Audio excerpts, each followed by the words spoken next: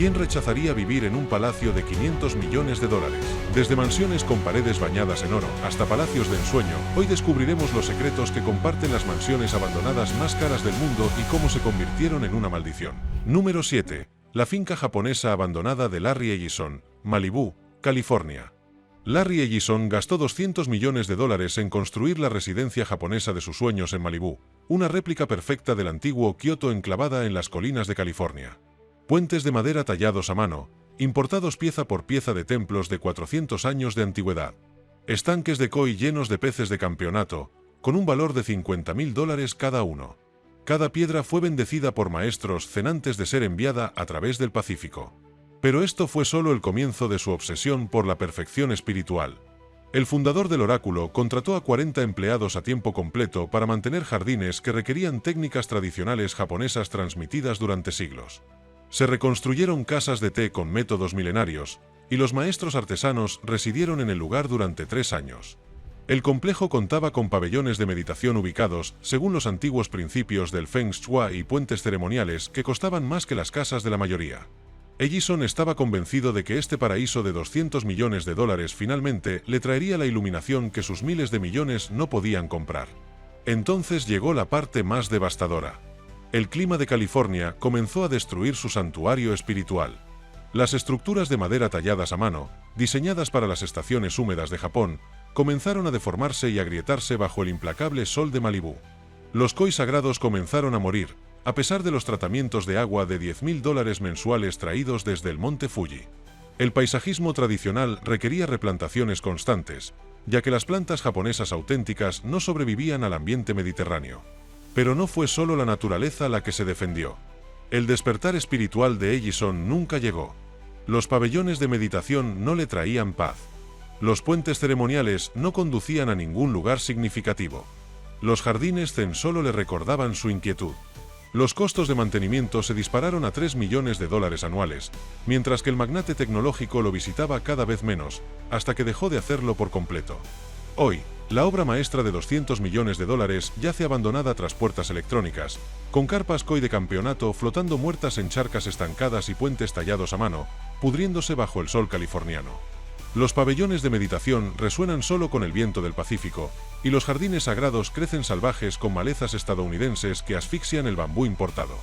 Pero ni siquiera la búsqueda descuidada de la iluminación de este gigante tecnológico se comparaba con lo que dejó una heredera farmacéutica. Número 6. La mansión de Huguette Clark en Connecticut, New Canaan. Huguette Clark heredó $300 millones de su padre, magnate del cobre, y los utilizó para construir una mansión de 42 habitaciones en el enclave más exclusivo de Connecticut. Tapices franceses, que valían más que las casas de la mayoría, colgaban en pasillos por los que nadie pasaba. Las vidrieras Tiffany proyectaban sombras de arcoíris sobre los suelos de mármol vacíos. Un piano Steinway personalizado permanecía en silencio en una sala de música que jamás oía una sola nota. Pero esto era solo el comienzo de su descenso al aislamiento total. La heredera se obsesionó con la privacidad, tanto que nunca llegó a vivir en la mansión que perfeccionó durante décadas. En cambio, optó por vivir en una sencilla habitación de hospital en el centro médico Beth Israel, pagando $400.000 al año para evitar su propio palacio. Los 12 empleados a tiempo completo de la mansión mantuvieron habitaciones vacías durante 60 años, puliendo cubiertos que nadie usaría jamás y desempolvando cuadros que nadie vería jamás. Entonces llegó la parte más devastadora. La paranoia de Clark convirtió la casa de sus sueños en un monumento a la soledad. Llamaba a diario a la mansión para comprobar si había habitaciones en las que no había entrado desde 1960. El personal informó que preparaba flores frescas todas las mañanas para una mujer que jamás las olía. La mesa del comedor estaba puesta para cenas formales que nunca se celebraban. Las habitaciones de huéspedes se limpiaban semanalmente para las visitas que nunca eran invitadas. Pero no era solo el aislamiento lo que estaba destruyendo su fortuna, sino la obsesión por conservar los recuerdos. Clark seguía pagando salarios completos a los jardineros que cuidaban jardines que ella nunca visitaba. Mantenía 3 coches que estuvieron sin usar en el garaje durante décadas. Las facturas telefónicas de la mansión superaban los $50.000 anuales provenientes de sus llamadas diarias desde Manhattan para contactarla. Cuando Clark falleció a los 104 años, Los investigadores encontraron la mansión exactamente como la dejó en 1960, con obras de arte valoradas en 25 millones de dólares acumulando polvo, correos sin abrir llenando habitaciones enteras y un óleo a medio terminar aún en su caballete, con los pinceles completamente secos tras 6 décadas de espera. Sin embargo, su exilio autoimpuesto no era nada comparado con la fortaleza paranoica que toda una dinastía alemana construyó para ocultarse del mundo. Número 5. Fortaleza suiza de la familia Albrecht, St. Moritz.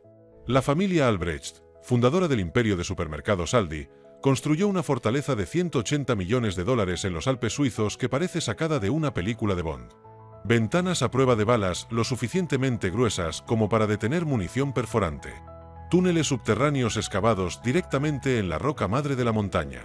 Un helipuerto camuflado en un jardín alpino que podía burlar la vigilancia satelital. Pero esto era solo la superficie de su creciente paranoia sobre el mundo exterior. El multimillonario alemán no escatimó en gastos para convertir su refugio de lujo en un búnker impenetrable. Instalaron cerraduras biométricas de grado militar que requerían huellas dactilares, escaneos de retina y muestras de ADN solo para entrar a la bodega. Guardias armados patrullaban el perímetro las 24 horas, equipados con visión nocturna y rifles de francotirador. La familia incluso construyó rutas de escape a través de túneles abandonados de la Segunda Guerra Mundial, abasteciéndolos con suficientes provisiones para sobrevivir a un invierno nuclear. Entonces llegó el secuestro que destrozó su sensación de seguridad para siempre. Cuando Theo Albrecht fue retenido para pedir un rescate en 1971, el miedo de la familia consumió lo que les quedaba de cordura.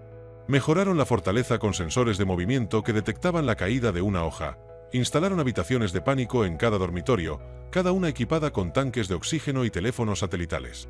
El comedor tenía un botón que podía inundar todo el recinto con gas paralizante en cuestión de segundos. Pero el silencio no duró.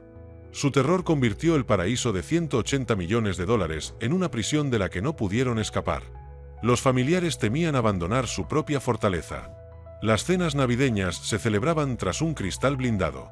Los niños crecieron pensando que los guardias armados eran personal doméstico normal. Los Albrecht habían construido el escondite perfecto, pero olvidaron que se escondían de la vida misma.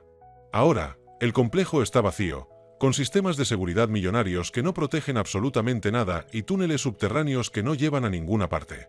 Los sensores de movimiento aún disparan falsas alarmas cuando cae mucha nieve y las habitaciones del pánico permanecen selladas, esperando a una familia demasiado asustada para volver a casa. La siguiente fortuna abandonada, sin embargo, pertenecía a alguien que solo temía perder su reputación de exceso. Número 4. Palacio Marvá de Khashoggi, España. Adnan Khashoggi gastó 350 millones de dólares en construir lo que él llamaba su Versalles español en la Costa del Sol. 32 habitaciones, cada una más grande que la casa de la mayoría. Baños bañados en oro importados de palacios italianos, una discoteca con paredes hechas completamente de espejos donde las celebridades bailaron hasta el amanecer. Líderes mundiales y la realeza de Hollywood volaron solo para disfrutar de una noche en su palacio del exceso. Pero la fiesta estaba a punto de estallar de la forma más espectacular posible. El apetito del traficante de armas por el lujo no tenía límites. Poseía una flota de Rolls Royces que repintaba semanalmente para adaptarse a su estado de ánimo. El palacio contaba con un acuario de tiburones en la sala, lleno de especies que costaban más que los coches de lujo. El techo del dormitorio de Khashoggi estaba pintado con pan de oro auténtico y artistas italianos tardaron 2 años en terminarlo. Empleó a 150 personas a tiempo completo solo para mantener la ilusión de riqueza infinita. Luego llegaron las sanciones internacionales que congelaron su imperio de la noche a la mañana. Agentes del gobierno confiscaron sus cuentas bancarias mientras los invitados aún celebraban en la planta baja. El personal fue despedido sin sueldo mientras los acreedores irrumpían por las puertas doradas. Los liquidadores desmantelaron los objetos de oro. Muebles de millones de dólares fueron subastados pieza por pieza para pagar deudas que crecían a un ritmo tan acelerado que sus abogados no podían contarlas. Y no fue solo el dinero lo que desapareció. La legendaria reputación de Khashoggi se derrumbó junto con su imperio financiero. Antiguos amigos rechazaron sus llamadas. Líderes mundiales que una vez buscaron su favor fingieron no conocerlo. El hombre que una vez recibió reyes se convirtió en persona non grata en su propio palacio. Hoy, el Versalles español se alza como un inquietante recordatorio de la rapidez con la que miles de millones pueden desaparecer, con salas vacías que evocan los fantasmas de los brindis con champán y los secretos diplomáticos. El tanque de los tiburones yace seco y agrietado, y el techo dorado solo refleja partículas de polvo que bailan bajo la luz del sol. Lo que vino después, sin embargo, fue una tragedia estadounidense que hizo que la caída de Khashoggi pareciera un revés menor. Número 3. Mansión de la familia DuPont, Wilmington, Delaware. El imperio químico DuPont construyó su joya de la corona en 1910, un palacio de 250 millones de dólares que albergó a presidentes y moldeó la industria estadounidense durante generaciones. Murales pintados a mano por maestros europeos cubrían las paredes donde cenó Theodore Roosevelt. Un salón de baile con capacidad para 500 invitados fue testigo de los acuerdos de apretón de manos que construyeron la América moderna. Los jardines, diseñados por el mismo arquitecto que creó Central Park, se extendían por 80 hectáreas de la campiña de Delaware, pero esto era solo la calma antes de una tormenta que destruiría todo lo que la familia había construido a lo largo de 2 siglos.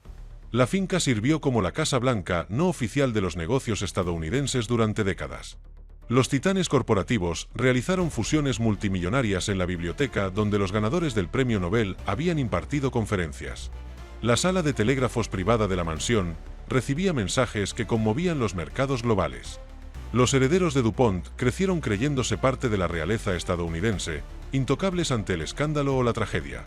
Entonces llegó el escándalo que convirtió su palacio en una escena de crimen que ningún dinero podría limpiar. Cuando el heredero John DuPont asesinó al luchador olímpico Dave Schultz en los terrenos de la finca en 1996, la cinta policial sustituyó a las alfombras rojas de la noche a la mañana. La mansión donde dormían los presidentes se convirtió en el centro de una investigación de asesinato que horrorizó a la nación. La sangre manchó la entrada donde antes aparcaban las limusinas de los diplomáticos.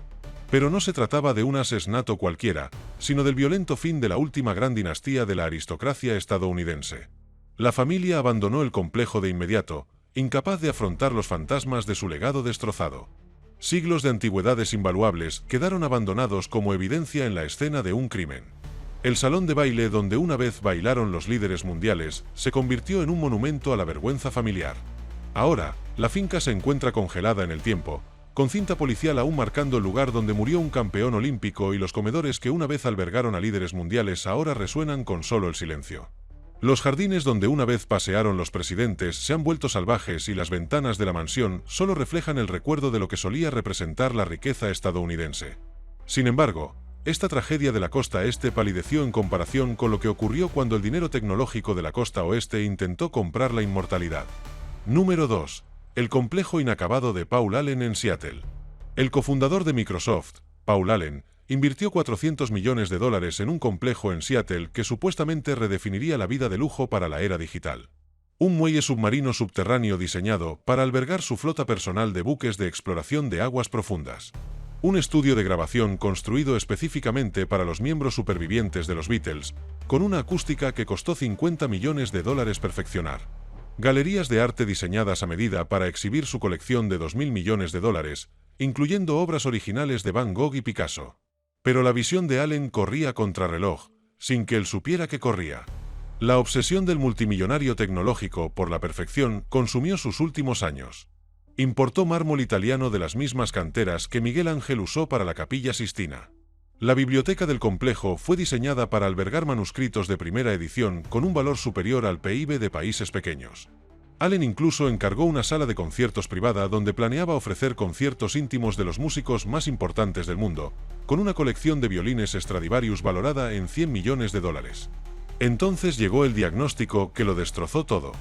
Allen descubrió que su cáncer había regresado justo cuando la construcción llegaba a su fase final. Los contratistas trabajaron sin descanso para terminar su sueño antes de que se agotara el tiempo. Pero el multimillonario falleció en 2018, con su obra maestra solo completada en un 80%. Sus herederos detuvieron inmediatamente la construcción, dejando las instalaciones millonarias expuestas a la incesante lluvia de Seattle. Pero la muerte no fue lo único que destruyó el legado de Allen. Las batallas legales entre sus herederos convirtieron el complejo inacabado en una incógnita de $400 millones. Su hermana quería completar el proyecto como un monumento a su genio. Sus socios exigieron su venta para recuperar las inversiones. Mientras tanto, equipos hechos a medida que valían más que las casas de la mayoría se oxidaban en la humedad de Seattle.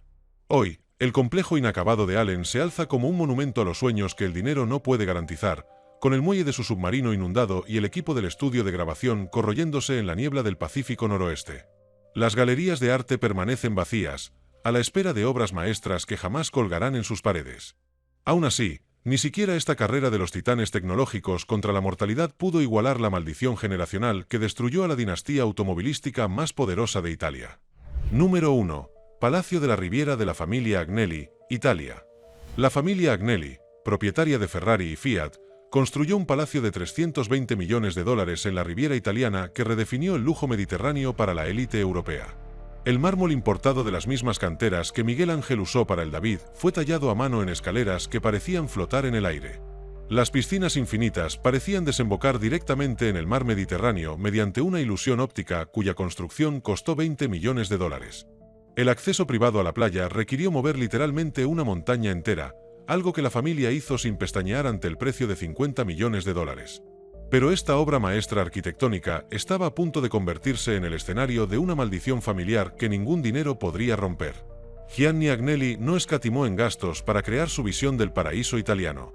El palacio contaba con bodegas subterráneas excavadas en antiguos cimientos romanos, que almacenaban cosechas con un valor superior al de los fondos de jubilación de la mayoría de las personas. Las pistas de aterrizaje de helicópteros se camuflaban como jardines renacentistas, con fuentes bendecidas por el mismísimo Papa.